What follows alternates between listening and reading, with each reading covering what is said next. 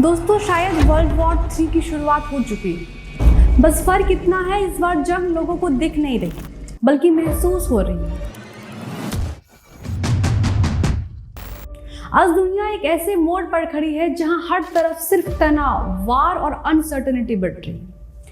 जैसे यूक्रेन रसिया war, middle east में conflict, China और ताइवान के बीच का तनाव। और सबके दिमाग में बस एक ही सवाल है, क्या वर्ल्ड वॉर 3 सच में होने वाला है? हेलो एवरीवन, मैं श्रद्धा और आप देख रहे हैं ट्रेंड्स विद जीवा। दोस्तों, क्या दुनिया फिर से उसी तबाही की तरफ बढ़ रही है जहां से लौटना मुश्किल ही नहीं बल्कि नामुमकिन है? आज हम फैक्ट्स, हिस्ट्री और करंट सिचुएशन के बेस पर समझेंगे वर्ल्ड वॉर 3 की गुंजाइश कितनी रियल है। दोस्तों, ये हिस्ट्री का एक बहुत ही बड़ा सिग्नल है। वर्ल्ड वॉर 1 और वर्ल्ड वॉर 2 कभी एकदम से नहीं हुए थे। उनके पहले भी दुनिया में ऐसे ही तनाव बढ़ रहे थे। जैसे 1914 में एक छोटी सी घटना, आर्चड्यूक फ्रांज फर्डिनेंड की हत्या और पूरी दुनिया जंग में घुस गई। वैसे ही 1939 में हिटलर का एग्रेसिव एक्सपेंशन और फिर वर्ल्ड वॉर 2 शुरू हो जाता है। दोस्तों, इस चल रहे पैटर्न को समझिए। अलायंस बन रहे थे, कंट्रीज अपनी अपनी पावर शो कर रही थी और एक स्पार्क ने सब कुछ राख कर दिया।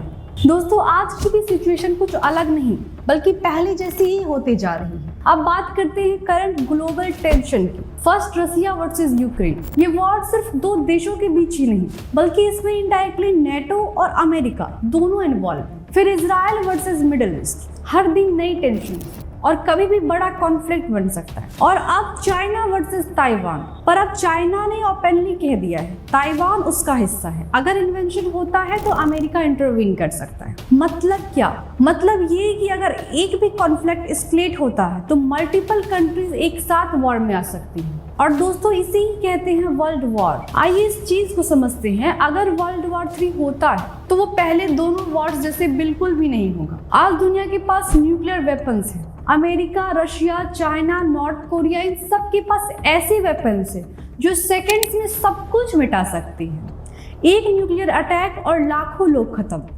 इसलिए एक्सपर्ट्स का मानना है वर्ल्ड वॉर 3 का मतलब हो सकता है ह्यूमन सिविलाइजेशन का दी एंड। इसी डर की वजह से कंट्रीज डायरेक्टली वॉर में नहीं जाती और इसे कहते हैं डीटेरेंस।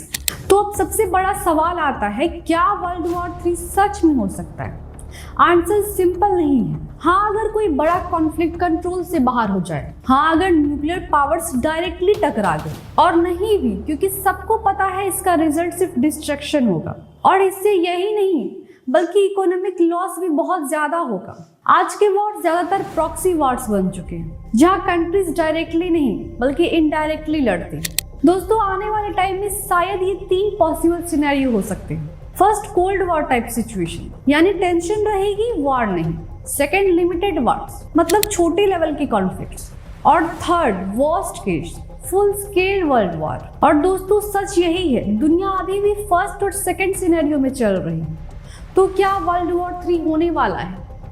फिलहाल नहीं, लेकिन पॉसिबिलिटी 0 भी नहीं। दुनिया एक डेलिकेट बैलेंस पर टिकी हुई। एक गलत डिसीजन, एक गलत अटैक और सब कुछ बदल सकता है। इसलिए जरूरी है अवेयरनेस और समझ, क्योंकि अगला वर्ल्ड वॉर अगर हुआ तो शायद वो लास्ट हो। दुनिया एक ऐसे मोड़ पर खड़ी है जहां हर फैसला इतिहास लिख सकता है। गोलियां शायद अभी कम चल रही है, लेकिन स्ट्रेटजी और साजिश का खेल अपने चरम सीमा पर। दोस्तों, क्या दुनिया फिर से एक बड़े युद्ध की तरफ बढ़ रही है? अपनी राय कमेंट में जरूर बताएं और वीडियो को लाइक, शेयर, सब्सक्राइब करें। धन्यवाद।